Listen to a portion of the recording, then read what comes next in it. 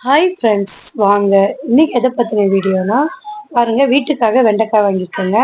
இன்னைக்கு என்ன பண்ண போறேன்னு பார்த்தீங்கன்னா, வெண்டைக்காய் சாம்பார், வெண்டைக்காய் வதக்கலுங்க. அதனால ஒரு 3/4 கிலோ கிட்ட நான் வெண்டைக்காய் வாங்கியிருக்கேன்.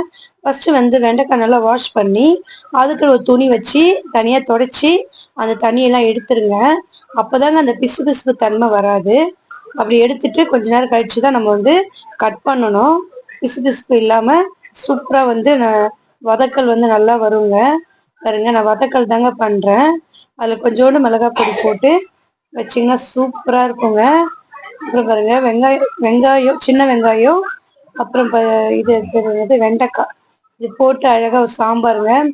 வேற லெவல்ல வந்திருக்குங்க. சின்ன வெங்காயம் போட்டு செஞ்சதுனால சுட சுட சாப்பாடு லஞ்ச் இன்னைக்கு சூப்பரா இருக்கு. அப்படிதாங்க இன்னைக்கு போயிட்டு இருக்கு. வெண்டைக்காய் வதக்கல் பாப்பாவுக்கு ரொம்ப பிடிக்கும். அதனால நான் வெண்டைக்காய் வீக்லி 1 டைம் வெண்டைக்காய் ஃப்ரை பண்ணுவேன். தேங்காய் போட்டு பண்ணால் அது பொரியல் மாதிரி பண்ணாலும் அதுவும் நல்லா இருக்குங்க.